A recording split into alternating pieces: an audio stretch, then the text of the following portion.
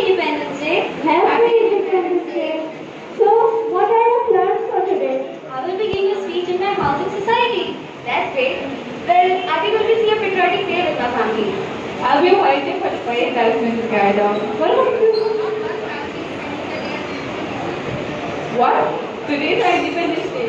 How possibly spend this most auspicious and momentous day doing nothing to respect its significance? Oh, calm down. Surely you might be attending flag hosting or something like that. Well, as a matter of fact, no.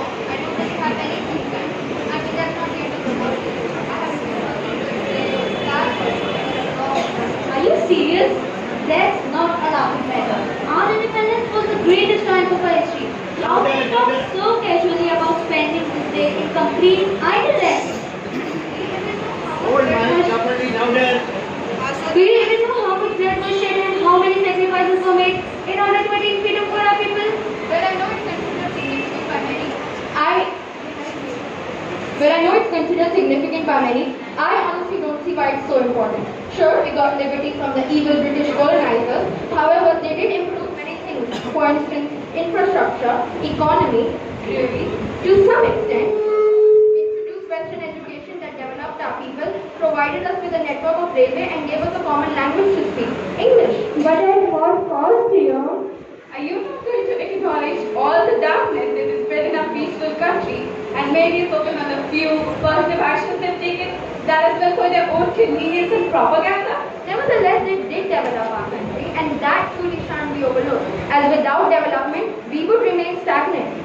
Sure, they did, but only because we were the slaves. Likewise, due to those not so bad Britishers, we were endlessly facing poverty while under their rule. Them improving our economy to any extent for that matter is a false old tale. They stole all our riches and a huge exemplification of that would be the infamous Kohinoor. And don't get me started on the sickening divide and rule policy. Whenever they felt threatened about the Indian nationalism growing, they divided along the lines of caste and religion. Well, I never really denied those things, but what about my other statements, huh? Those heartless colonizers demanded taxes from a poor farmer, exploited them into growing cash crops, carried out massacres and put rebels in concentration camps, and the famines caused by irresponsible rule were like genocide in disguise. Not to mention how ruthlessly they treated Indians like they were humans. Alright, but at least by teaching us English, they gave us their language, and so we could communicate easily with them and not be kept in the dark due to language barrier. Teaching English was only a vessel for them to further exploit us in various ways. Firstly, they gilt use of clerks to serve in subordinate positions in their administration. They envisioned our people making them Indian in blood and color, but English in taste, opinions, and morals, so we could serve them the way they desired. They further believed that by teaching English, they will make us aware of their literature and then put up their glory and make us believe that British are superior, Indians are inferior, and hence justify their atrocious colonialism. What? I was unaware of these utterly barbaric policies of those Brits. And believe it or not, they didn't only steal our riches but also our words.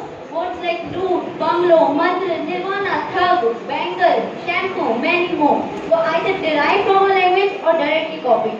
So don't tell me that we were the only ones that benefited from the other in terms of language. Really? I didn't know that.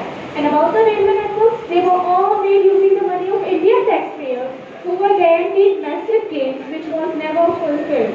And of course it was made for their own convenience. Furthermore, the Indians were kept away from the first class compartments even if they could afford it. In addition to that, they labeled those compartments as dogs and Indians are not allowed. How outrageous! How on earth was I not filled in about these disgusting deeds of those monsters? I'm glad that you're finally grasping the truth about the British policy. You know, this day is the day to ponder and honor the dedicated and tireless work done by our great freedom fighters. Can you imagine how dreadful our lives would be if they didn't love their country enough to die for its betterment? That is true. Now do you see this is British doing good for India is only a feebleness used to water down their atrocities. Oh dear. I never stopped to think that the few good they did cannot outweigh all the misery they spread. And it's astonishing how it all remained obscured beneath the disguise of development. I feel so ashamed. How could I be so ignorant? You are not the one to be blamed, dear. It is because of the sugar-coated lies told to you by the world, who like to brush off the suffering caused by colonizers. We're just glad that we help you see the reality. From this year onwards, I shall do my absolute best to honor our Independence Day every year till I die. And thanks to all of you for opening my eyes. And I shall strive to do the same for other misguided Indians. Long live Free India! Long live Free India!